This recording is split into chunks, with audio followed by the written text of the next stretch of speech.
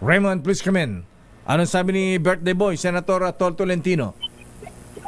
Mayor at Elaine, mas makatutulong sa ating mga kababayan kung mas diinin pa ng Department of Health ang kanilang information campaign doon sa napaulat na kumakalat umunong sakit sa China. Ito yung Human Metapneumovirus o HMPV.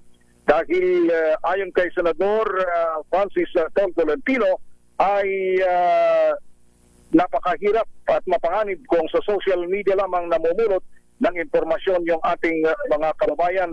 Ito ay sa kabila ng unang naging pahayag na may Assistant Secretary Albert Domingo ng Department of Health na fake news yung kumakalat sa social media kaugnay sa Dilmuray outbreak ng HMPV sa China. Para naman kay Senador Christopher Bongones, and Chairman ng Senate Committee on Health, dapat ay maging kalmado ang ating mga kababayan, ngunit kailangan ding magmatyag. Hindi dapat magpanik at umasa lamang at maniwala sa mga opisyal na pahayag ng Department of Health at World Health Organization hinggil sa nasabing karamdaman. Yung binabanggit mo. So fake news daw yan, Raymond. O kasi wala pa yung statement ng World Health Organization dyan, di ba?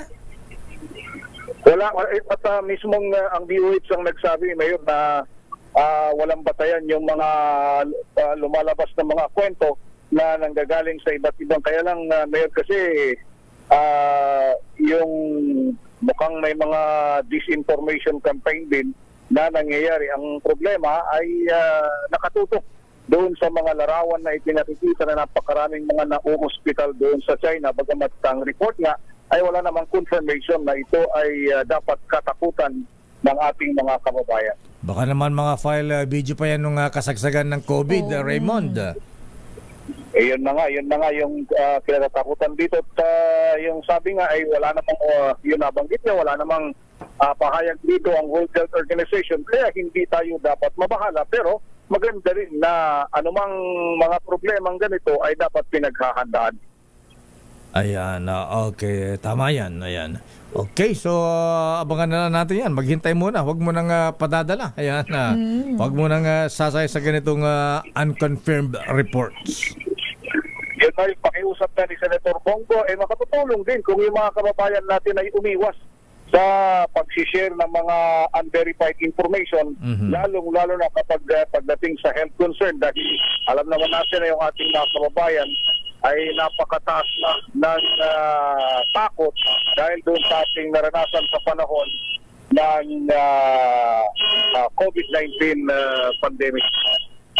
Ayan, may kinakanap na yata dyan. May nag-a-alarm.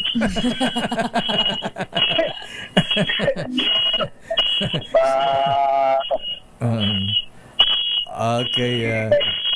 Sige, Raymond, masakit sa tenga. Saan ba yan? Parang may umaatras na ewan. Mukhang may nangangarnap. May nasagi.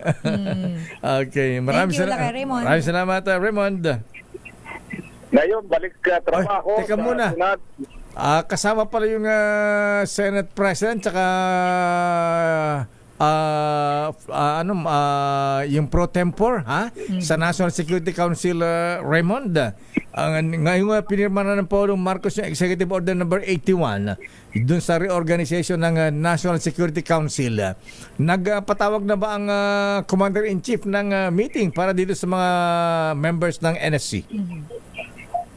Mukhang wala pa, Mayor, dahil ang uunahin doon na nakita nating schedule bukas ay full cabinet meeting muna, Mayor, para sa pagsisimula ng taon.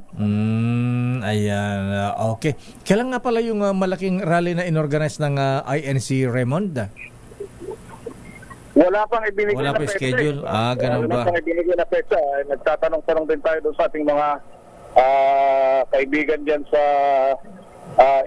Iglesia ni Cristo. Pero ang sabi, wala naman pa daw abiso sa kanila dahil normally daw ina-announce yan sa kanilang samba itong ating mga sa kanilang pamunuan kung meron man talaga itutuloy na yung kanilang pagkilos sa ngayon. Okay. Maraming salamat, Raymond.